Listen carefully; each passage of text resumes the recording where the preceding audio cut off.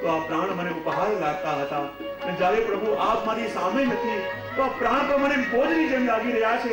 આ પ્રાણોનો બોજ પ્રભુ મારા દેહથી સહન થતો નથી. એ પ્રભુ એ જ વિનંતી કરું છું કે એક ક્ષણની અંદર આ પ્રાણ નીકળી જાય અને પ્રભુ આપના દર્શન મને થાય.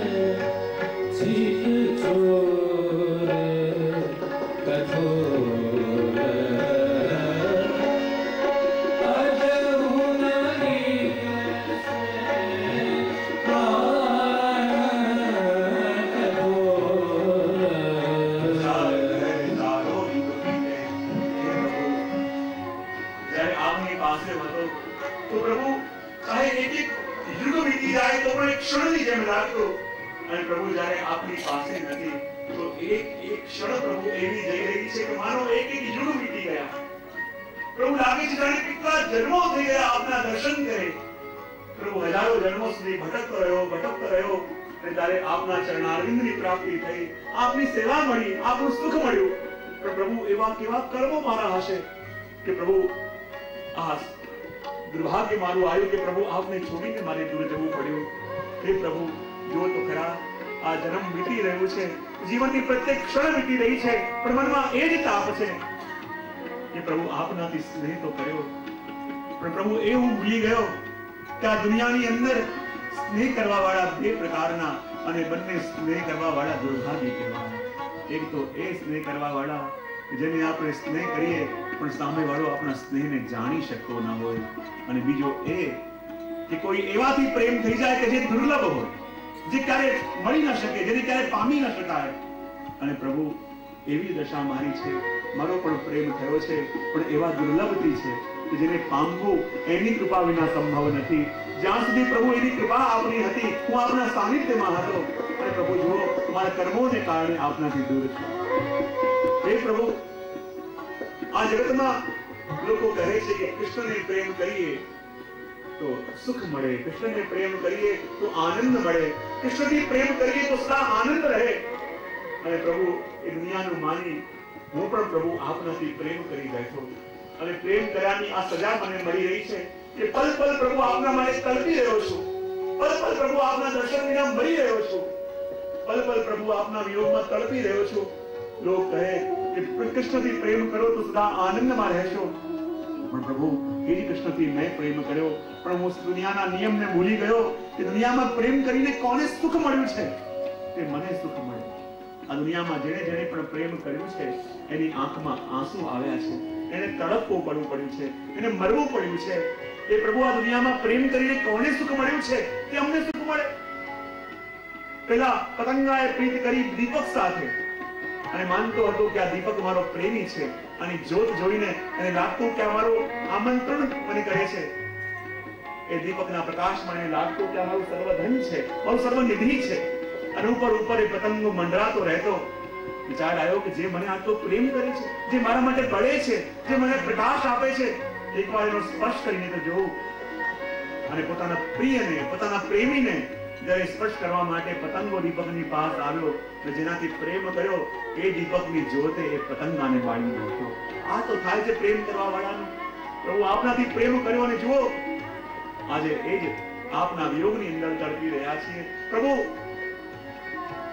પેલા ભ્રમરે પ્રેમ કર્યો કમલથી, જે ભ્રમર પ્રભુ કોઈ પણ પુષ્પની ઉપર ટકી ન શકે, અને એ ભ્રમર પણ જ્યારે આવીને ક્યાંક ટકે તો કમલ ઉપર, કારણ કે કમલ સાથે એને પ્રીતિ છે.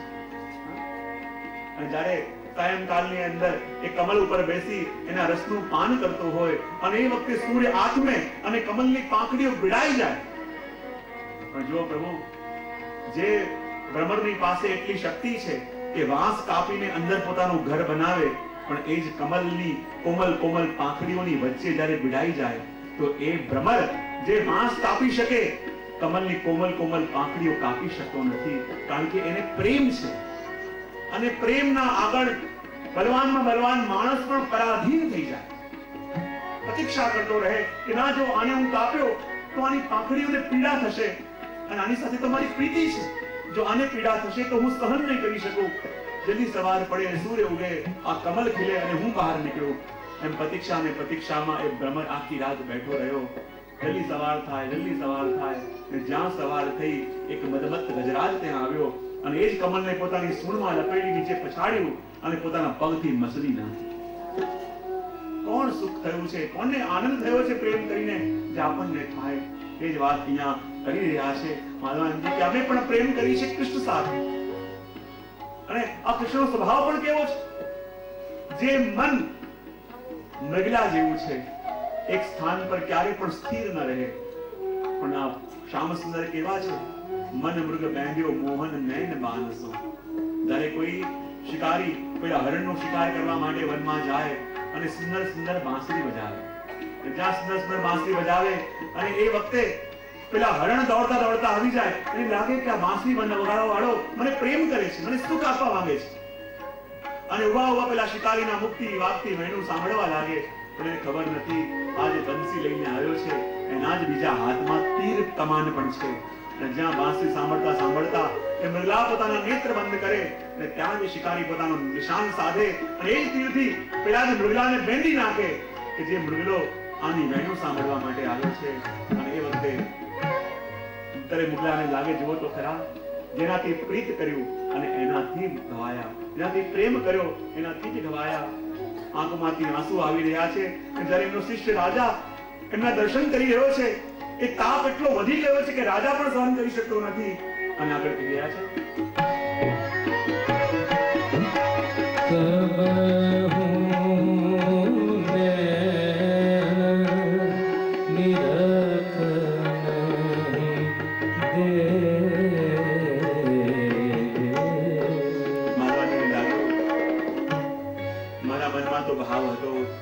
પ્રભુના ટગર ટગર દર્શન કર્યા કરો અને આ નેત્રો દ્વારા પ્રભુને મારા નેત્રમાં પધરાવીને સદા માટે નેત્રોમાં બંધ કરી દો.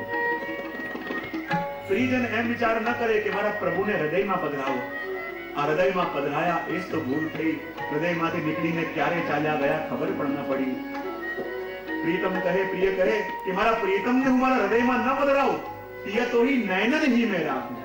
હું તો મારા પ્રિયતમને મારા નયનોમાં રાખું, કારણ કે હૃદય પાસે દ્વાર નથી, પણ આ નયનો પાસે તો આ પાપણ રૂપી દ્વાર છે. મારા પ્રિયતમને નયનોના માધ્યમથી મારા નેત્રમાં પધરાવું. જ્યારે મારા પ્રિયતમ નેત્રમાં પધારે ને સદા માટે મારી પાપણો બંધ કરી દઉં. ન હું કોઈને જોઉં, ના એ કોઈને જોવા દઉં, બસ એ મને જુએ અને હું એને જોઉં. એ વાતોને કહી રહ્યા છે.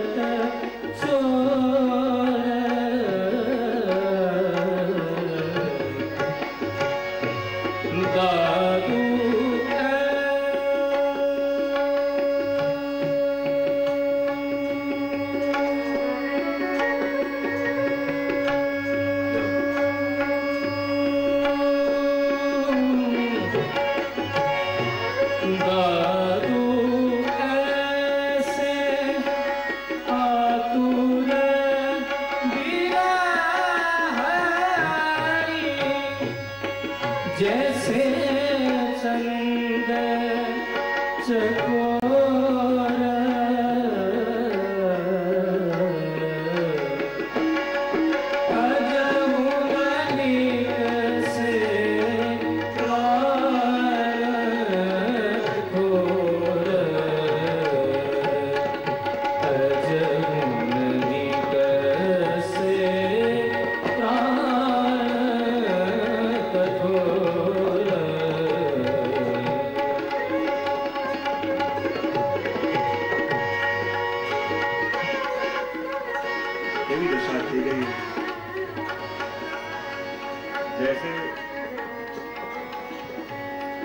આતુર વિરહની જૈસે ચંદ ચકોર.